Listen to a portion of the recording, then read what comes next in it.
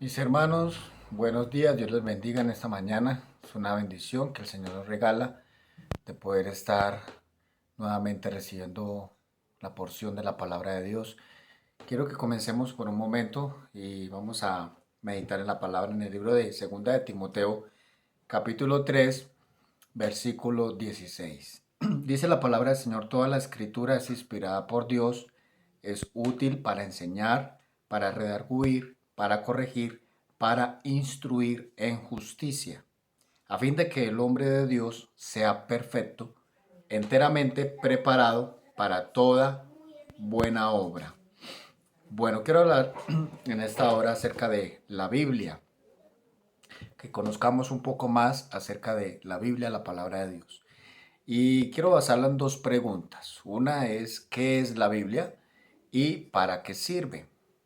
Vamos a ver primero qué es la Biblia. La Biblia es la palabra del Señor. La palabra Biblia viene del griego biblion, que significa libros. ¿Sí? Su contenido de la Biblia es Cristo y también trae plan de salvación para el hombre. La Biblia realmente es inspirada por Dios, como lo leíamos ahora, y es útil, o sea, sirve tanto para corregir como para enseñar e instruirnos en todas las áreas de nuestra vida. La Biblia es la palabra de Dios y es inspiración de Dios, ¿sí? También vamos a ver entonces para qué sirve. La Biblia para qué sirve. Realmente la Biblia es un libro donde nos habla del origen de todas las cosas. La Biblia es el libro que realmente nos da la respuesta a todas las inquietudes del ser humano. Y realmente responde también la palabra de Dios a tres interrogantes que se ha hecho el hombre hasta el día de hoy, ¿sí? Y son tres preguntas muy básicas. Que la primera que vamos a ver es de dónde venimos. Segundo, para qué estamos aquí en la tierra. Y tercero, para dónde vamos después de morir. El hombre ha intentado buscar respuesta a estas preguntas y realmente son pocos quienes han hallado la respuesta. Quiero que vayamos a la primera pregunta y es: ¿de dónde venimos? ¿De dónde venimos nosotros? ¿Cuál es el origen de todas las cosas? ¿Cuál es el origen del hombre? En el libro de Génesis, el capítulo 1, para no leer todo el capítulo, pero ustedes de su casa pueden hacerlo. En Génesis, el capítulo 1 nos habla, capítulo 1 y capítulo 2, la Biblia nos habla del origen de todas las cosas. Nos dice que Dios creó el cielo, Dios creó la tierra, el sol, la luna, las estrellas, las plantas, los animales. Todo fue hecho y creado por Dios. La Biblia también nos habla de que Dios hizo al hombre. El origen del hombre viene de Dios, creado de Dios. En Génesis 1, versículo 26, dice la palabra de Dios que nosotros somos hechos a imagen y a semejanza de Dios. Génesis capítulo 3, versículo 19, dice la palabra del Señor que nosotros somos polvo y por lo tanto volveremos nuevamente al polvo cuando muramos. Venimos, realmente hemos sido hechos, creados por Dios. Él nos hizo del polvo de la tierra. Dice la palabra que Él sopló aliento en nuestra nariz y hizo el hombre un ser viviente, un ser vivo. La Biblia también nos habla que nosotros venimos del corazón de Dios, del corazón de Dios. En el libro de Jeremías, capítulo 1, también podemos verlo. Jeremías capítulo 1, el versículo 5. Jeremías 1:5. Dice la palabra del Señor. Jeremías 1:5 dice de la siguiente manera: antes que te formase en el vientre te conocí, y antes que nacieses te santifiqué, dice la palabra del Señor. Te di por profeta a las naciones, dice el Señor. Aquí Dios le está hablando al profeta Jeremías y le está diciendo: antes de que yo te formara, yo te conocí, y antes de que tú nacieras, yo te santifiqué. te di por profeta a las naciones. Eso significa de que realmente venimos del corazón de Dios. Él nos hizo, Él nos creó a su imagen y a su semejanza. El libro de Salmos también, el libro de los Salmos, el capítulo 139, Salmos capítulo 139, el versículo 13. Salmos 139, versículo 13 dice: porque tú formaste mis entrañas, tú me hiciste en el vientre de mi madre. Te alabaré porque formidables y maravillosas son tus obras. Estoy maravillado y mi alma lo sabe muy bien. Entonces aquí el salmista está diciendo: te alabaré, Señor, porque formidables son tus maravillas, tus obras. Hablando el salmista acerca de la creación, de él como creación de Dios.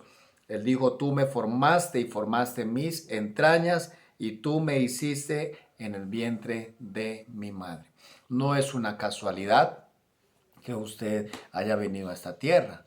Es el propósito que Dios tiene para con usted. Vienes del corazón de Dios. Dios te creó. Él te trajo a este mundo. Él te dio vida. Él te dio aliento de vida. Dice la palabra del Señor. Y realmente Dios quiso que tú nacieras. Tú nacieras. No que nacieras por un accidente, sino que nacieras con un propósito realmente. Entonces, ¿de dónde venimos? De Dios. Dios nos creó, Dios es nuestro creador. Él nos hizo y no nosotros, a nosotros mismos, dice la palabra de Dios. Entonces, vienes del corazón de Dios. Antes de que usted naciera, ya estabas en los planes de Dios, ya estabas en los propósitos divinos de Dios, realmente. Cuando un ser humano nace, cuando un bebé nace, realmente eso es un milagro. Y eso solo Dios lo puede ocasionar, lo puede hacer posible. Segunda pregunta que podemos hacernos, que nos hacemos o que se hace el ser humano más bien es: ¿qué hacemos aquí en la tierra? ¿O para qué fuimos nosotros creados?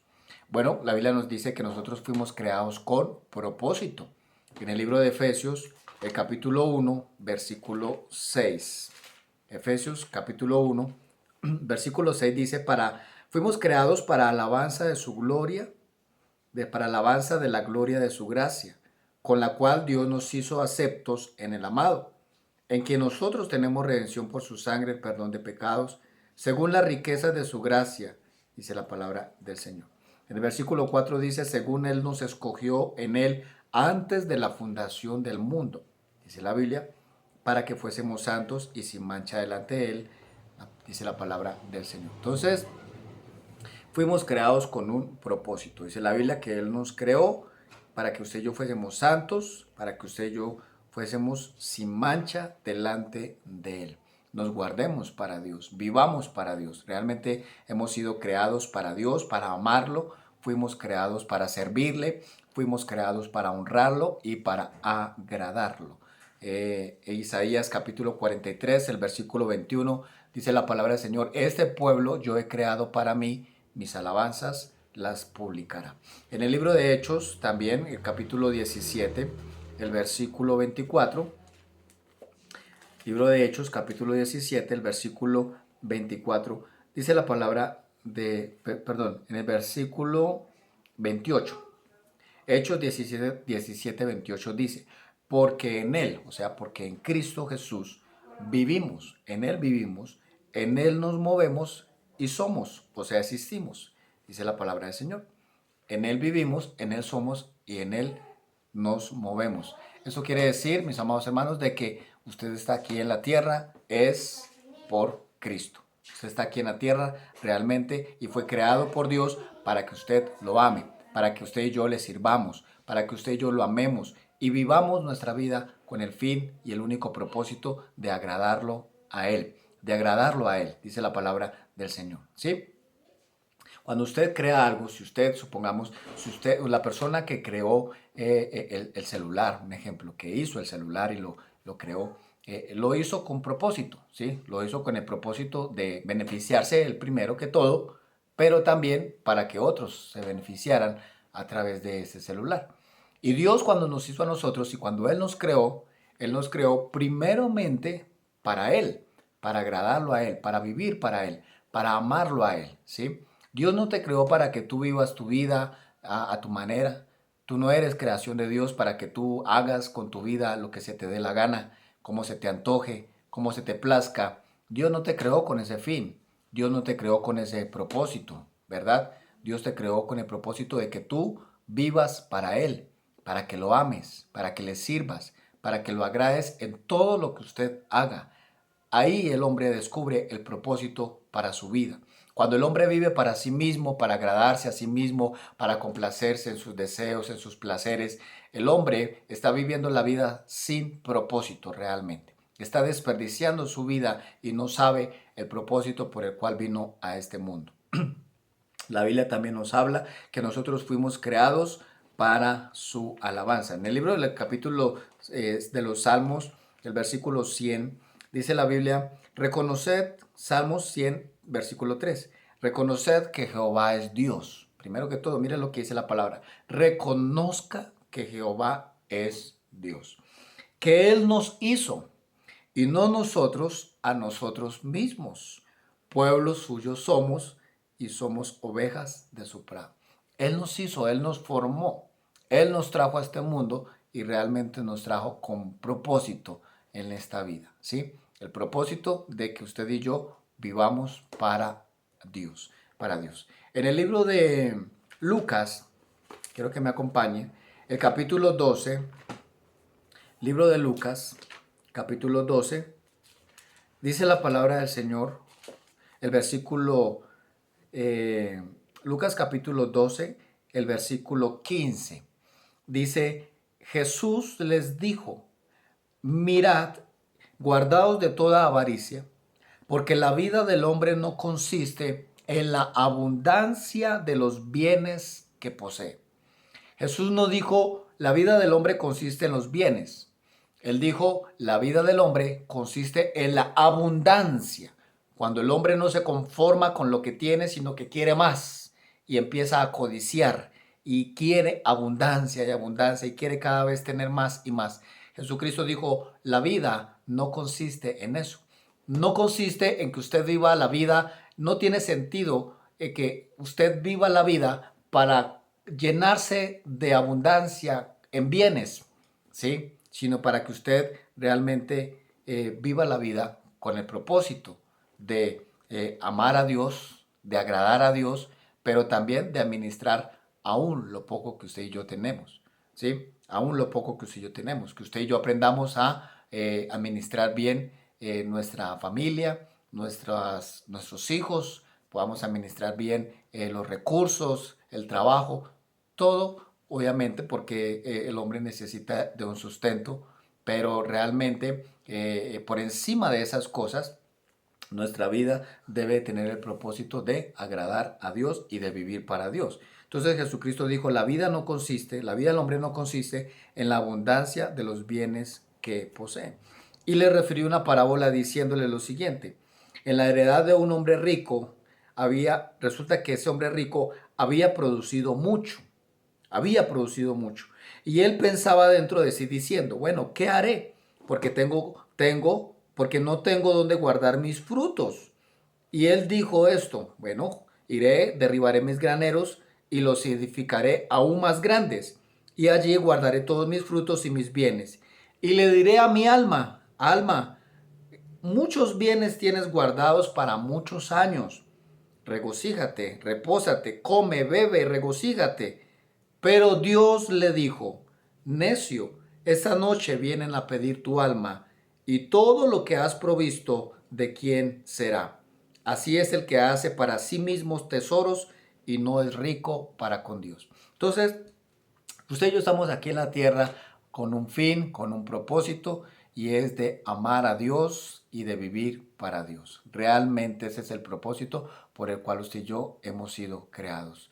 No ha sido creado para que vivas la vida loca, te des lujos, te des gustos y desperdicies tu vida en placeres y deseos y vivas a tu antojo, ¿sí? Realmente tenemos un propósito y debemos descubrir que ese propósito es amar a Dios por sobre todas las cosas, todo lo que hagamos en nuestro trabajo, con la familia, en todo lo que está a nuestro entorno, a nuestro alrededor, debe ser con el fin y el único propósito en agradar a nuestro Padre Celestial, en darle la gloria, la honra a Él por todo lo que Él nos permite hacer.